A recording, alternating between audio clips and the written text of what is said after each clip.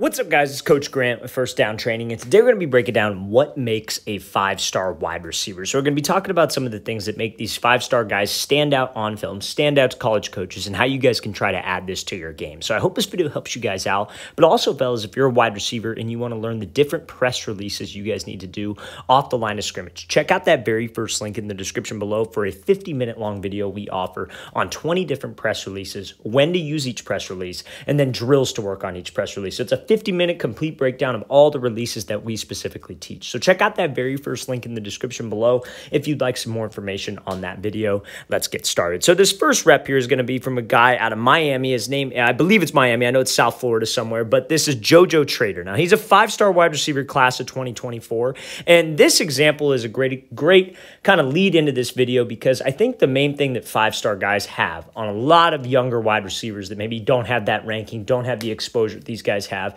is they can make those big plays. Now, I say this and everybody talks about it. Oh, make big plays. That's how you get on the field. That's how you stand out. But what does that actually mean? What is a college coach actually looking for? And they are looking for this situation right here. Can you be that guy, especially if you're an outside wide receiver? You know, let's say you're 6'2", 6'3". You're that guy that's going to play that X or that Z role. They want to see you win these 50-50 balls. Like on film, you guys are all high school athletes. Like, well, and if you're not, at one point, you're going to be a high school athlete.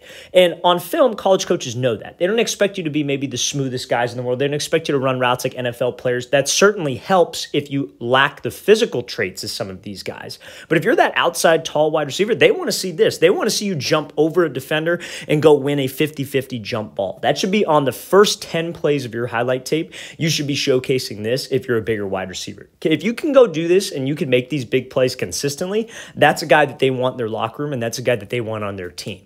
If you're going to win those 50-50 matchups, they're going to want you. Now, what do you do? What's the technique behind this? How do you get better at something like this? So whenever you guys are training, whenever you guys are working this 50-50 catch, what Trader does a great job of is going up strong. This has got to be a mindset, especially when you have a DB who's smaller than you. It has got to be a mindset that I'm going to go grab this ball and I'm going to go take this thing from him. So you've got to go up strong. Now, you see, obviously, his eyes are looking this thing in. He's staring that ball all the way to the catch, taking that picture, quote unquote. But again, that's a given. That's what you should be doing. But what the college coaches don't expect you to do is go up and secure that ball and be able to rip it away from that DB and win those 50-50 throws. Those are the plays that stand out, fellas. You got to make those tough catches look easy if you want to stand out to a D1, D2, any college coach for that matter. They don't want to see just the routine fade ball over the shoulder. They expect you to make that. What they don't expect you to do is to go up and win those 50-50 difficult catches. That's what can stand out. Let's play this thing again, full speed one more time. Great job by Trader here, going up, winning this catch, and ripping that ball away from that DB. So now, second example here we're going to be looking at, this is Evan Stewart. So Evan Stewart was class of, I believe, 2022. I think he's at Texas A&M now, but this is a highlight from a camp. This is him running a sluggo route. And this is something that I feel, you know, he's a five-star guy, something that I feel can make you stand out as a wide receiver, can help you get to that level that you want to play at, is being able to make explosive cuts. I'm trying to tell you some of the things that college coaches are looking for in guys, and being able to get out of your breaks with some explosion is something they look for in those smaller slot type wide receivers. So let's play this full speed. So I don't think Stewart's the tallest guy in the world. He's probably around like 5'11", maybe 6 foot, I would say. Maybe he's a little bit taller, who knows? But again, like if you're not that like super tall, like that clip we showed of Trader, that guy who's going to be getting that jump ball, they want to see speed and they want to see quickness out of you, right? They understand that not everybody's going to be 6'4". I quite frankly, I don't think height matters. I think you just have to be able to do what they are asking you to do. And now when it comes to running routes, college coaches want to see explosion. So you see when Stewart makes these cuts, when he cuts to that slant break, right? This is a hard cut. He cuts to that slant back to the fade. That's a hard cut. There's some explosion. There's some pop to his steps. That is what they want to see. In the days, you know, route running is getting so much more popular. It's getting so, and that's a good thing because it's an opportunity for guys who maybe aren't those straightaway speed guys, you know, the guys who run like 4.40s. Not everybody's that guy, but it leaves the door open for guys who can run good routes to stand out and to be able to stand out on film, because everybody wants those wide receivers that can win those one-on-one matchups. So how can you get explosive cuts like this? How can you be able to cut on a dime, be able to cut in full stride? Because that's what it takes sometimes. And that comes from a lot of things in terms of developing your ankle strength. So ankle stability, knee stability, and leg strength and overall explosiveness can help you develop these things. So like if you're a guy and you're in the offseason and you're trying to train, you should be trying to work on all explosive movements, a lot of one-legged exercises, being able to withstand force on your legs. So when you go out to the field and you try to execute these things that we talk about, that explosion can happen naturally. Now, when it comes to your technique, that explosion can be put on display if you're running your routes full speed. So you see when he breaks on this sluggo route here, he breaks to the inside, and those 3 steps, he is running full speed, right? So when he's running full speed, the only way you can change direction is by putting the brakes on a dime. But I can't do this efficiently if I lack ankle stability, knee stability, leg strength. So that's like the common balance. We talk a lot about on this page, oh, you got to know how to run routes. You got to know to do this. You have to sell vertical and all that stuff you 100% need to know.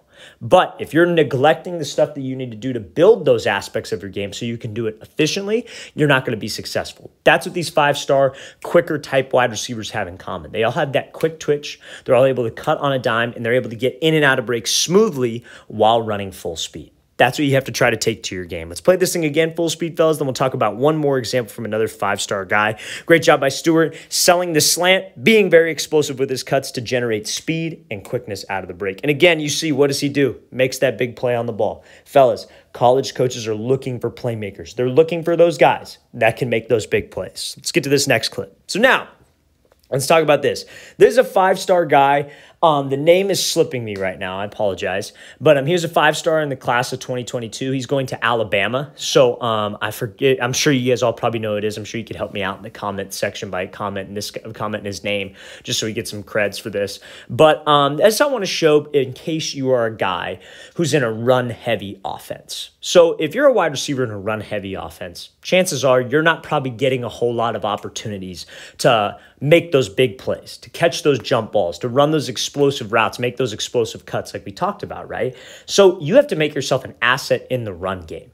So many wide receivers think, oh, man, we're not throwing the ball. And I see it. I go watch guys play, man, and I see receivers. I see what they do, that when the ball is, when it's a run play away from them, they'll just walk off the line.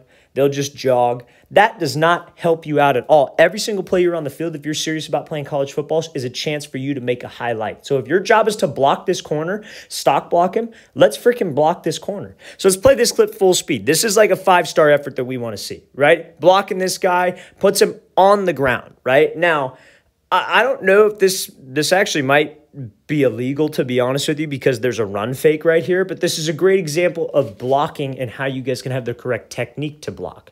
This might be like a legal man downfield because it looks like it's a pass play. I think this quarterback, if he's doing like an RPO, he needs to get it out quicker so this flag is not thrown. But when we come off the ball, you see, this is the technique that you need to have. I showcase this to show you guys the technique and how you guys can work even when you're maybe not the biggest part of the play. Like the ball isn't going over here, the ball's going to the left side of the field, but don't do this on a pass play. If it's a run play to the left side of the field, this is what you should be doing. You should be trying to get low, stay driving your feet, have a good base. Try to put this guy, this is a chance for you to make a highlight anytime that we do not have the ball in my hands. Because if you can showcase on film that you're a guy who's going to go block, that's what college coaches want to see. They want to see that guy who could go out there and block. Who's the guy who could get across the field and block the safety? Who's the guy who could crack a D end? Those things can help you stand out if you are a run-heavy offense where you don't get a lot of opportunities to run routes, go up for the 50-50 ball, and things of that nature. Let's play this thing again, full speed one more time. Great job by this wide receiver showcasing the blocking skills, the blocking technique. Anytime that you guys are trying to block, fellas, it should be wide base, active feet, address the DB under control so he doesn't give you a quick move and try to run around. All right, fellas, I really want to thank you for watching. I really appreciate it. If you guys have any questions at all, don't hesitate to leave those in the comment section below. Always appreciate the feedback. It's always great to hear from you guys as usual. And again, fellas, if you'd like a full 50-minute long video on 20 different press releases, when to use each press release, and then drills to work on each one with sets and reps, check out that very first link in the description below. I'll see you guys next time.